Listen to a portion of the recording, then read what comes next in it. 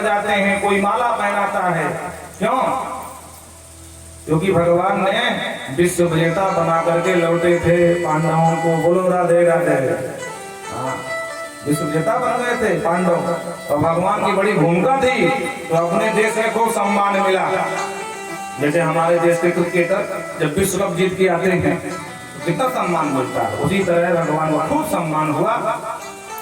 भगवान कुछ दिन द्वारिका में निवास किए। सबसे पहले प्रविष्ट ग्रह पित्रो परिवर्तन सुमात्र भी, सबसे पहले अपनी मां से मिले जाकर देवकी से, और इस प्रकार से पत्निया पत्नी प्रोक्त ग्रहाम कामन, अपने पत्नियों से मिले, राज्य का भार संभाला। इतने में महाराज खड़े हो गए सौनक जी। महाराज आपकी जय हो गए। आप वो बताओ जिस गर्भ में पलते हुए बच्चे को भगवान ने बचाया, उसका क्या हुआ? तब सावधान हुए सूर्य। अरे राम राम राम राम। अरे ऋषियों, तुमने बिल्कुल याद दिलाया। देखो कभी कभी होता है ना, वक्ता प्रवाह में बह जाता है और महत्वपूर्ण बात को भूल जाता है और आगे बढ़ जाता है। यही यहाँ पर हुआ जब सौनक ने टोका कि प्रभु उसका क्या हो, जग्गे वंश धर्म पांडोर भूया पांडोर योगदशा। ऋषियों ध्यान से सुनना। कालांतर में उस बालक का जन्म हुआ। जन्म होते ही तस्मान नामना विष्णुदाते इति लोके बृहस्पतिवा, उस बालक का नाम रखा गया विष्णुदात। लेकिन जो ये बालक जिसकी गोद में जाता है तो टकर टकर देखता रहता है। किसको देखता? मानो ये उसे खोज रहा है जो गर्भ में गए थे अभय दान देने। तो जिसकी गोद में जाता है तो ध्यान से देखता, कहीं यही तो नहीं है, नहीं। अब फिर वो रोने शुरू कर देता, किसी की गोद में नहीं दुखता वाला। पहली बार जिसकी गोद में जाता है तो एकदम एकाग्र होकर देखता है, और देखने के बाद जब विश्वास होता नहीं ये नहीं, तो रोना शुरू कर देता है। पांडव परेशान किया, आखिर ये किसको देख रहा है, किसको खोज रहा है? परीक्षित तो नाम हो गया परीक्षित। बोल परीक्षित जी महाराज की। ब्राह्मण बुलाए गए, जातकम संस्कार हुआ। ब्राह्मणों ने जनपत्री बांटना शुरू कर दिया। एष दाता शरण्यश्च हृदयसी नरहसिभिः यशो विदितां स्वानां दोषन्ति दिव्यज्जो नामः। ब्राह्मणों ने कहा, महाराज युधिष्ठिर, ये आपका वंशधर ब्राह्मण सत्संधस्य, ब्राह्मणों का बड़ा सम्मान करेगा, सत्संध होगा। बोलो राधे राधे। रामो दास रथि यथा, राम जी की तरह प्रजा वत्सल राजा होगा। दशरथ जी की तरह स्नेह करने वाला होगा। ये सदाता शरण्यस्य शिवी, महाराज शिवी की तरह दाता होगा। बोलो राधे राधे। रंगदेव की तरह शिवी की महाराज की कथा आपको सुना देते हैं। दोनों महाराज शिवी बहुत बड़े दानी थे और धीरे धीरे ये चर्चा देवलोक में पहुंच गई। किसी ने इंद्र से बता दिया कि आजकल जो महाराज शिवी बड़े दानी कहे जाते हैं। साथ में बहुत सारे दानी हुए, सिर्फ कर्ण ही नहीं हुए, ध्यान से सुनना। लेकिन कर्ण जी को लोग ज्यादा जानते हैं महाभारत की वजह से। शिवी हुए, रंगदेव हुए, कर्ण हुए, बहुत सारे दानी। इंद्र ने कहा मैं नहीं मानता हूं। बोले नहीं तो क्या करोगे? बोले हम परीक्षा लेंगे। कैसे? तो महाराज अग्नि को बना दिया कबूतर और इंद्र स्वयं बन गए बाज। कबूतर आगे आगे, बाज पीछे पीछे, और जहां महाराज शिवी का शिविर पड़ा था, महाराज शिवी के चरणों में कबूतर पहुंच गया। त्राहिमाम राजन, रक्षा करो रक्षा करो। भयाक्रांत भयाकुल उस कबूतर को महाराज शिवी ने कहा, बिल्कुल डरने की जरूरत नहीं है, तुम मेरी शरण आए हो, मैं तुम्हारी रक्षा करूंगा। उसको अभयदान दिया, पीछे से बाज आ गया। बाज ने झपकना ही चाहा, महाराज शिवी ने कहा, सावधान बाज, ये मेरी शरण में आया, इसलिए इसके ऊपर तुम प्रहार नहीं कर सकते हो। मैं राजा हूं, राजा का धर्म है कि जो शरण में आए उसकी रक्षा करना। बाज ने कहा, महाराज आपने बिल्कुल ठीक कहा, पर राजा का ये भी धर्म है कि जो भूखा हो उसके भूख शांत करने की आहार की व्यवस्था करे। और मैं इस समय बहुत भूखा हूं, ये मेरा आहार है, मेरा शिकार है, बहुत दूर से पीछा करते हुए आ रहा हूं। इसलिए इस पर मेरा अधिकार है। प्रेम से बोलो जय श्री राम। और नहीं तो तुम मेरे आहार की व्यवस्था कर दो, कबूतर कितना मांस मुझे दे दो, मुझे कोई जरूरत नहीं इसको मारने की। महाराज सिंह ने कहा कितनी सी बात? बोले हाँ तो ठीक है, हम दे रहे तुमको। बोले ऐसे नहीं लूंगा, तौल करके दो। बोलो राधे राधे। तो ठीक है, तौल करके ले लो। तो तराजू में एक पल्ले पर कबूतर और कबूतर के हिसाब से जान का मांस काट करके रखा, और कबूतर के वजन का ना हुआ तो थोड़ा और काट के रख दिया, फिर भी ना हुआ। रखते गए काट काट के मांस, पर कबूतर के बराबर का मांस जब नहीं हुआ तो अंत में एक पल्ले पर स्वयं महाराज शिव ही बैठ गए और बोले ए बाज, हम आपको समर्पित, अब तो मुझे खा करके अपनी भूख मिटा दे। तुरंत दोनों, क्योंकि इंद्र और अग्नि थे, दोनों देवता अपने स्वाभाविक स्वरूप में प्रकट हो गए। इंद्र ने कहा मान गए महाराज शिव, धन्य है तुम्हारी दान श्रद्धा, आप जैसा दानी हमने नहीं देखा जो अपने आप को समर्पित कर दे एक कबूतर के लिए। अब इससे बड़ा कोई दानी हो ही नहीं सकता है। तो महाराज शिव की तरह दाता होगा, रंग देव की तरह दूसरों का दुख सहने वाला होगा। महाराज रंग देव बहुत बड़े धर्मात्मा राजा, इनको लगता है कि प्रजा का जितना सारा दुख है सब मुझे मिल जाए, प्रजा मेरी सुखी रहे, बस यही चाहते हैं भगवान से। आठों याम यही कहते हैं, प्रभु सबका दुख मुझे दे देना पर सबको सुखी कर देना। धीरे धीरे इनकी यश का गान देवलोक में पहुंचा। देवताओं ने कहा हम इनकी परीक्षा लेंगे। तो ब्रह्मा विष्णु महेश तीनों परीक्षा लेने आ गए। महाराज के राज्य में अकाल पड़ गया, न खाने को दाना नहीं, पीने को पानी नहीं। 48 दिन तक भूखे बैठे रहे पूरे परिवार के साथ। 49वें दिन कहीं से कुछ अन्न और कुछ जल मिल गया, पाने ही जा रहे थे, भोग लगा ही रहे थे कि एक ब्राह्मण आ गया। राजन हम बहुत भूखे हैं और हमें भोजन दीजिए। ब्राह्मण देवता आओ, तो जितना भोजन मिला था उसका आधा भाग पंडित जी को पकड़ा दिया। सोचे अब परिवार को खुद खा करके भूख शांत करूं, उतने में एक अतिथि आ गया। बोलो राधे राधे। जो शूद्र था, अति शूद्र, महाराज मैं बहुत भूखा हूं, तो जो बचा उसमें आधा उसको दे दिया। उसने कहा महाराज मेरे साथ मेरा कुत्ता भी है, ये भी भूखा है, तो जो कुछ बचा था कुत्ते को दे दिया। मात्र जल बचा था जिसको पी करके थोड़ी देर प्यास बुझाई जा सके, उसको ही पीने जा रहे थे कि तब तक एक चांडाल आ गया। महाराज मैं बहुत प्यासा हूँ, प्राणांत हो जाएगा अगर पानी नहीं मिला तो। वो जल भी उठा करके दे दिया। ऐसे महाराज रंतदेव, बोल रंतदेव महाराज की। तुरंत देव इवादारो जया कीर्ति उद्धार में कहा, रंतदेव की तरह ये उदार होगा और ये जाति की तरह ये धार्मिक होगा। बड़े सुंदर सुंदर जो है लक्षण बताए। पर राजन एक समस्या क्या, तक्षाकात् मनोमृत्युम ध्वजपुत्रोपसर्जिता। इसकी जो मृत्यु होगी ना वो तक्षक के काटने से होगी। बस यही एक दुर्योग है कुंडली में, बाकी सब सही योग है। महाराज तुरंत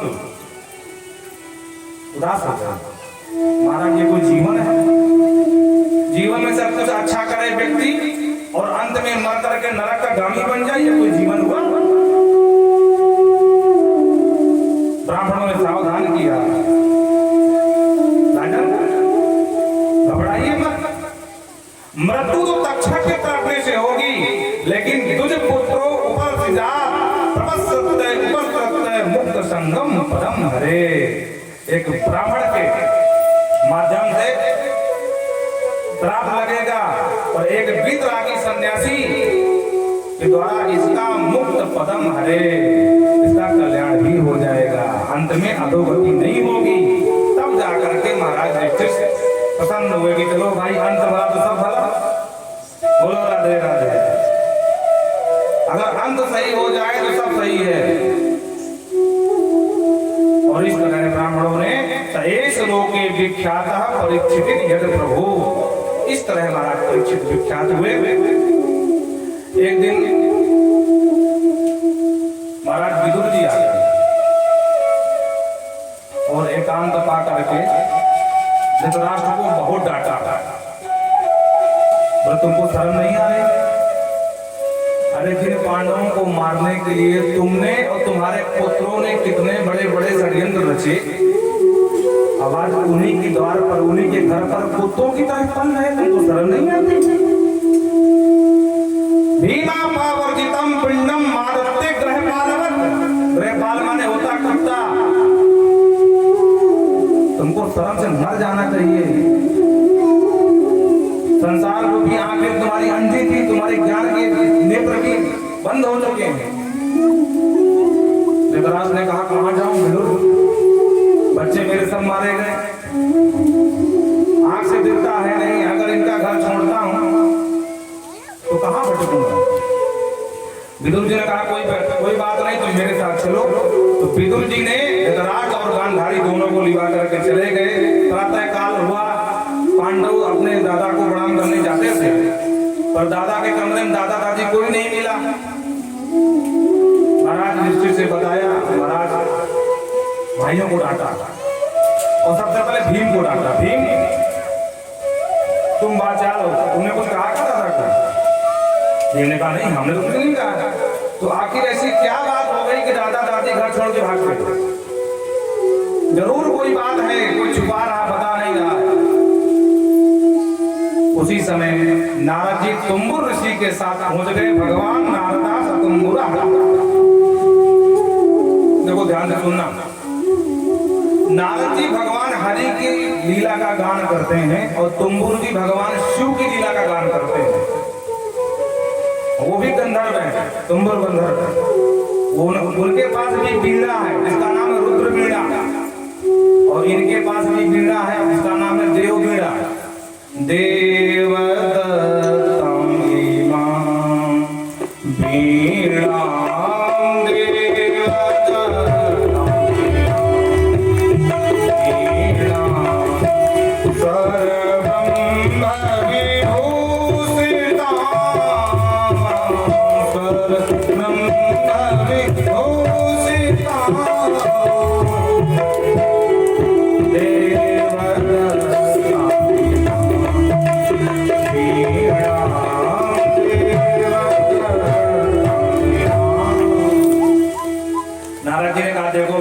वो किसी के कहने से नहीं गए हैं, उनको विदुर जी ले गए हैं।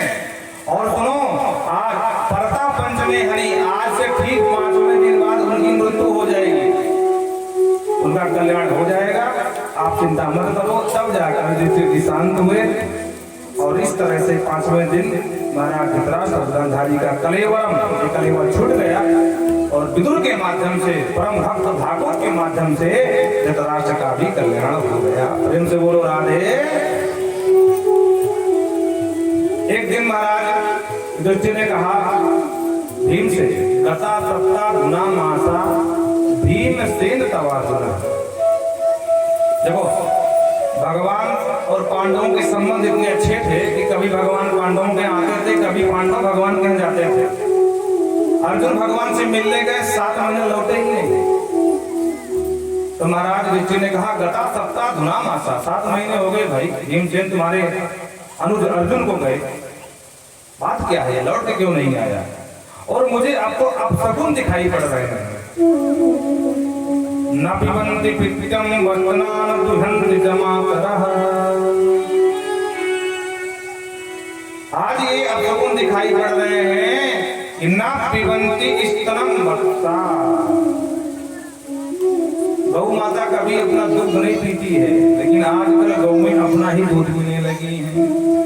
दुहियन्ति जमातरः। बोलो राधे राधे। रुद्यंत सो मूर्खा गाओ। मुझे देख करके गधे रोने शुरू कर देते हैं, कुत्ते रोते हैं। प्रजे और गधा हल रहा। देवतान गंदीनी, देव मूर्तियां आज रोती हुई नजर आती है मंदिरों में। आकाश में उल्का पिंड गिर रहे हैं, उच्छल तारा उदय हो गया। आखिर होने वाला क्या है? मैं समझ नहीं पा रहा हूं। ऐसा विचार ही कर रहे दोनों भाई बैठ करके आपस में, और उसी समय अर्जुन चले आए। और जो अर्जुन को देखा तो सब कांप गए, क्योंकि अर्जुन हताश, निराश, परेशान, लड़का हुआ युधिष्ठिर ने पूछना शुरू कर दिया, अरे अर्जुन क्या हुआ, इतना क्यों परेशान हो? क्या तुम्हारी कोई प्रतिज्ञा टूट गई? तुम किसी को शरण नहीं दे सके? अरे छोड़ो, द्वारिका नाथ तो ठीक है, उनका सब परिवार तो सही है, द्वारिका में सब कुशल मंगल तो है। जो द्वारिका नाथ की बात पूछी, अर्जुन के सब्र का बांध टूट गया और फूट फूट करके रोने लगे। भगवान के स्वधाम जाने का पूरा समाचार सुना दिया।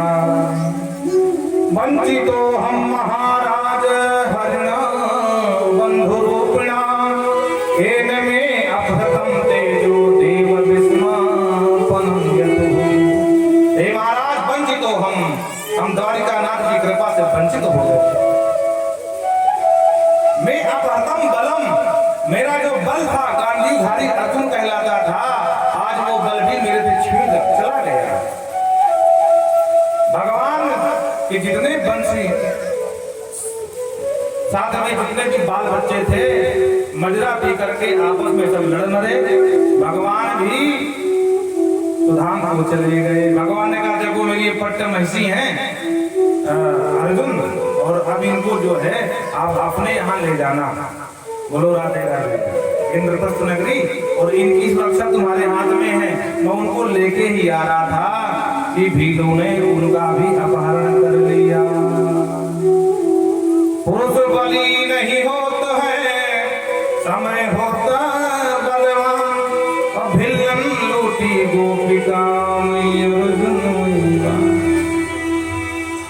ये गांडीव भी वही है, तो धनुष्टम विश्वासा रथो हयास्ते, ये रथ भी वही है, हमारे घोड़ा, ये घोड़ा भी है, वही है। सोहम रथी, और मैं वही रथी अर्जुन भी हूँ, लेकिन आने मंत्री छड़े तक छड़ो। वो सारा बल, सारी शक्ति उनके जाते ही सब समाप्त हो गई। भीलों ने मुझे हरा दिया, भीलों ने। बोलो राधे राधे। हम आपको कथा सुना रहे हैं, आवाज हमारी है, और इसमें शक्ति किसकी? यंत्र की है। और अगर जनरेटर बंद कर दिया जाए तो हो गया राम नाम तक। कहे की आवाज, और हम बोले कि वाह वाह, देखो मेरी आवाज कितना बुलंद बोल रहा हूं मैं। उसी तरह अर्जुन ने कहा कि सारी शक्ति भगवान की देन थी, भगवान की प्रदत्त थी, और भगवान के जाते ही सब चली गई। देव कृष्ण सुन करके मां कुंती ने तुरंत ध्यान लगाया, और ध्यान लगाते शरीर को छोड़ करके स्वर्ग को चली गई। छोटी सी अवस्था में पांचों पांडवों ने त्याग कर दिया। 5 वर्ष की बालक ने परीक्षित को राजगद्दी पर सौंप दिया, और स्वर्गारोहण के लिए हिमालय की यात्रा में पांचों भाई निकल गए। छोटी सी अवस्था में जब सत्ता का भार आया तो महाराज परीक्षित कहते, कलिम प्रविष्टम निचक्रवर्ती ने, जिस दिन भगवान यहाँ से गए उसी दिन कलयुग ने एंट्री मारी। क्या हमारी एंट्री? बोलो राधे राधे। प्रवेश किया। जगह जगह है, एक ही चर्चा है, अरे भैया तुमने सुना, अरे हमारे महाराज डिस्ट्रिक्ट बैराक ले लिए। हाँ चले गए, और वहां सब भाई चले गए। अच्छा, बोले हाँ, और कोई था नहीं, तो छोटा सा बच्चा वो परीक्षित को राजा बना दिया। आप भाई तुम बताओ, क्या वो छोटा बालक राज का शासन कर सकता है क्या? लोग कहते हैं, हाँ भाई तुम बात तो ठीक कह रहे हो, शासन तो नहीं कर पाएगा। एक कहता, क्यों नहीं करेगा? अरे भाई वीर अभिमन्यु का पुत्र है, पांडवों का वंशधर है, क्या उनके गुण पश्चिम विद्वान नहीं होंगे? अरे उम्र छोटी है तो क्या हुआ? जगह जगह प्रशंसा हो रही है, और भेष बदल करके महाराज परीक्षित अपने राज्य में भ्रमण करने को निकले, और ये देख देख करके प्रसन्न हो रहे हैं, वाह मेरे पुरखों का भाई सम्मान हो रहा है, उनकी इस गाथा गाई जा रही है। पर एक जगह देखा जो बड़ा विचित्र दृश्य था। एक शूद्र गौ माता को पैर से मार रहा है, आदम आगे थे। देख करके क्रोध में भर गई। अरे जिन गौ माता के लिए हमारे गोविंद गोपाल बन करके गौचारण किए, उनके जाते गौओं का ये अपमान, कष्टम अक्षर ने लोगे बलाद बलाल बली। कौन है तू? रोक तुझे दंड देता हूं। मारो दी भक्त देम ग्राम महिषासुरी। एक गौ माता बिल्कुल मत रो। और जो तलवार लेकर के उसको मारने को दौड़े तो महाराज शरण ग्रहण कर लिया। त्राहिमाम महाराज, क्षत्रिय का धर्म है शरण में आए हुए कोई रक्षा करना। मैं आपकी शरण में हूं। 3 पैर टूटे, 1 पैर से बछड़ा रहा रहा। बछड़े से पूछा, ये आपकी दुर्दशा कौन किया, इसका कारण क्या है? बछड़े ने जवाब दिया, धर्मं प्रवेश धर्मज्ञ धर्मोऽसि रोचतः धर्मस्थानम सूचकस्यापि तद्भवेत्। महाराज परिच्छेद धर्मशास्त्र कहते हैं कि जो भाग्य में होता है वही होता है। एक जगह ये भी कहा गया कि भगवान के शक्ति के बिना पत्ता भी नहीं हिलता है। ज्योतिष शास्त्र कहता है कि जब कोई खराब ग्रह आएगा तो अशुभ फल देगा। मनीषी कहते हैं कि व्यक्ति जैसा कर्म करता है वैसा ही फल मिलता है। अब आप बताओ, कर्म को दोष दूं, भगवान को दोष दूं, या अपने कुंडली को दोष दूं, ग्रहों को दोष दूं? किसे दोष दूं? बोलो राधे राधे। काल कर्म ईश्वर मिथ्या दोष लगा। किसको दोष दूं? काल को दूं, कर्म को दूं? किसी श्लोक का ट्रांसलेशन किया मानस में, ईश्वर को दोष दूं? काल कर्म ईश्वर मिथ्या। इसलिए हम किसी को दोष नहीं देते हैं। हमारे भाग्य में जो है, अगर मार खाना लिखा तो मार खा रहे। महाराज परीक्षित ने कहा, ओहो समझ गया। धर्माशय प्रयोग भगनासम ऊंचा। आपकी वाणी सुनकर के ऐसा लगता है कि आप साक्षात धर्म हैं। धर्मा प्रविश धर्मज्ञ, क्योंकि जो धर्मज्ञ होता है वो किसी की निंदा नहीं करता। आप धर्म है, ये साक्षात गौ माता है, धरणी है। क्योंकि धरणी जब भी परेशान हुई है तो गौ माता का रूप ले गई है। लेकिन ये धर्म धरणी के पीछे धूर्त कौन पड़ा भाई? तो कौन है तू बता।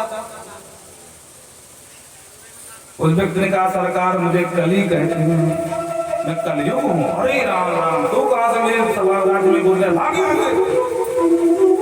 और जो डांटा बिगड़ाते हुए कहा, महाराज सप्तद्वीप सुंदरा में एक छत्र आपका ही राज्य है, कहां जाऊं? इसलिए मैं कहीं नहीं जा सकता हूँ, आपकी शरण में हूँ और आपको शरण देना पड़ेगा। ये राजा का धर्म है, क्योंकि हम शोषित वंचित हैं। बोलो राधे राधे। अच्छा, तुझ में क्या गुण है तो तुझे स्थान दे दूं?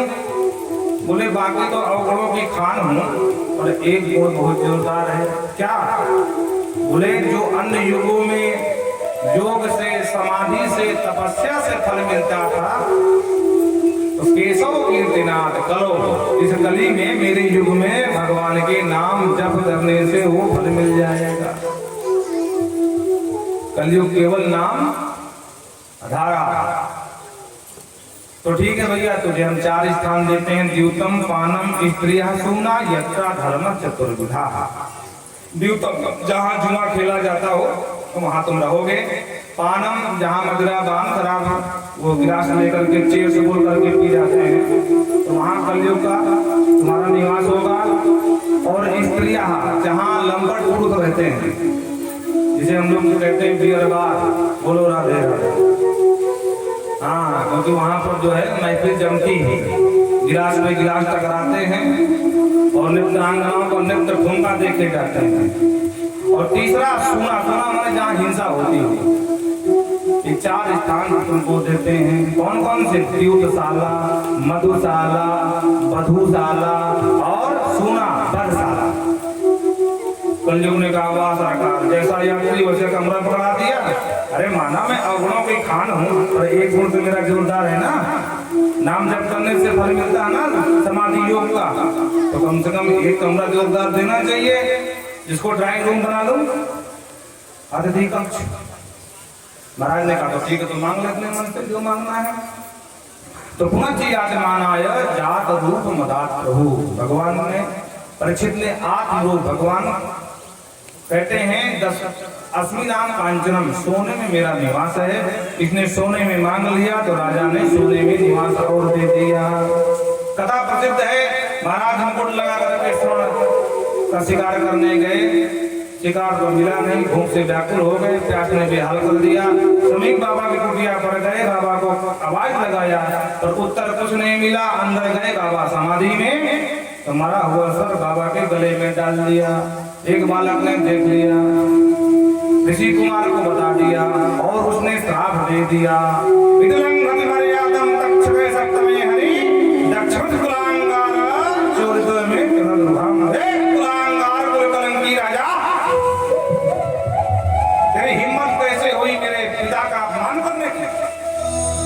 अरे तेरे पुरखों ने हम ब्राह्मणों की चरण धूलि को मस्तक पर रखा है और तू इतना बड़ा दुशासी। क्या मेरा श्राप है कि आज से तक्षका सप्तमी हनी, आज से ठीक 7वें दिन तुझे तक्षक नाम दसेगा। बोलो राधे राधे। दौड़ करके बालक आया, पिता के गले से लिपट गया, मुक्त कंठोर रोधा। समीप बाबा ने आंख खोलकर देखा, बोले क्यों रो रहा है? बोले देखो ये क्या है? अरे राम राम, ये तो सर्प है, वो भी मरा। डर गए क्या? बोले नहीं, मैं जानता हूँ मरा है। अरे तो रो क्यों रहा है? ऊपर से कोई चीज जा रही होगी, छोड़ दे। गिर गया? बोले गिर नहीं गया और किसी बात से नहीं गिराया। अभी तो यहाँ के महाराज परीक्षित ने जानबूझ करके अपमान की दृष्टि से डाला। अरे बोले हाँ, लेकिन मैंने भी उसको श्राप दे दिया, अपमान का बदला ले लिया। पिता ने डांटा, बेटा तुमसे बहुत बड़ा अपराध बन गया है। अब ऐसा राजा धर्मात्मा अब भारत भूमि को तो मिलेगा ही। राजा होंगे, सब धर्मों का तो पालन करेंगे, पोषण करेंगे, कुठाराघात होगा तो सिर्फ सनातन के प्रति होगा।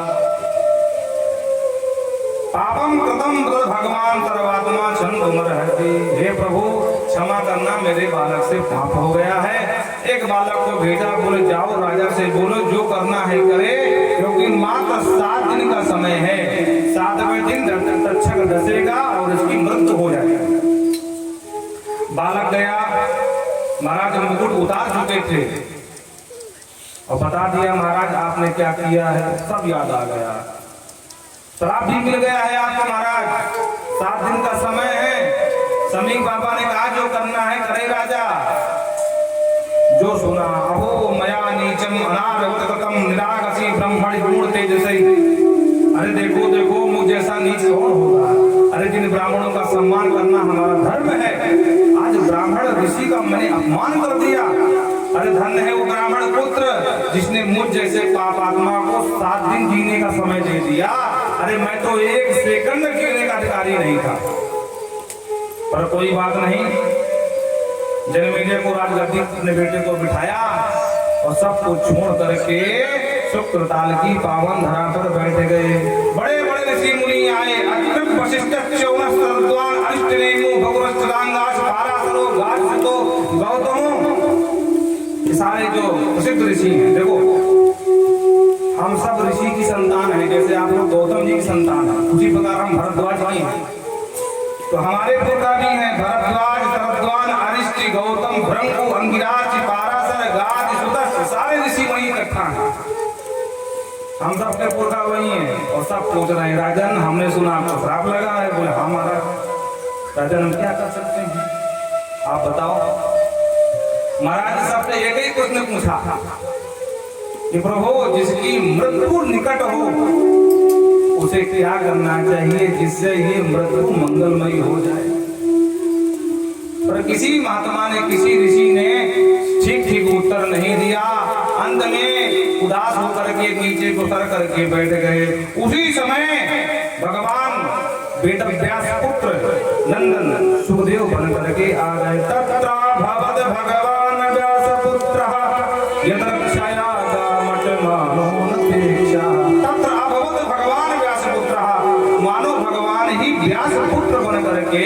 और अपने परीक्षित की रक्षा के लिए आ गए हूँ। भगवान पहले की रक्षा किया है, कब? जब ये माँ के पेट में थे उत्तरा के, तो वहां बाण छोड़ा गया था ब्रह्मास्त्र, तो सुदर्शन लेकर के दौड़े थे। और आज वाणी का बाण मारा गया है, श्राप दिया गया है, तो आज वाणी से कल्याण करने के लिए भगवान ही सुखदेव बन करके पहुंच गए। बोल सुखदेव भगवान की। अब शेष चर्चा हम कल के सत्र में करेंगे।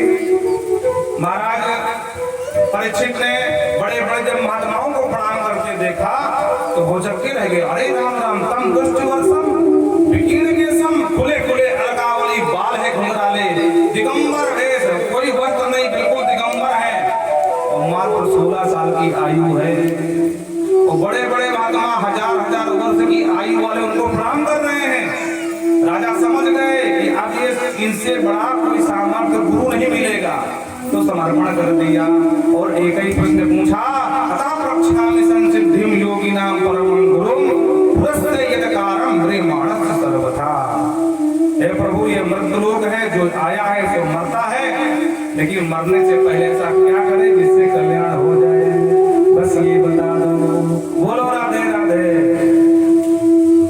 अब आप लोग विचार करोगे कि भाई जो बड़ा होता है वही श्रेष्ठ होता है, जो आयु में बड़ा होता है, छोटा सम्मान करता है, पर शास्त्र की भाषा में ऐसा नहीं है।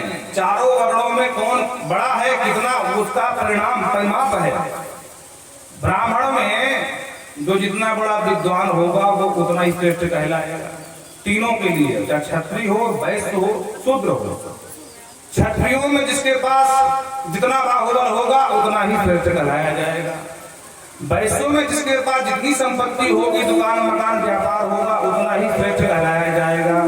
शूद्र में जो आयु में जितना बड़ा होगा उतना ही श्रेष्ठ कहलाया जाएगा। धन वृद्धा बल वृद्धा आयु वृद्धा तथैव च ते सर्वे विज्ञान वृद्धा किंकरा शिष्य किंकरा। सूर्य कहते हैं कदाचित कोई धन में बड़ा हो सकता है, कोई आयु में बड़ा हो सकता है, कोई भक्ति में बड़ा हो सकता है, ते सर्वे विज्ञान वृद्धा, सबसे बड़ा वो है जो ज्ञान में बड़ा है। और यही देख करके बड़े बड़े ऋषि महर्षि भी सुखदेव जी को प्रणाम किया। बोल सुखदेव भगवान की जय हो। अब चूंकि हमने कल कहा था कि ठीक 6 बजे तक आरती करा देंगे, तो वाणी को विराम 2 बजे से ठीक 6 बजे तक का ये सत्र चलेगा। आप सब लोग बड़े ही सुधी श्रोतागण हैं, यही निवेदन है कि ठीक 2 बजे आप लोग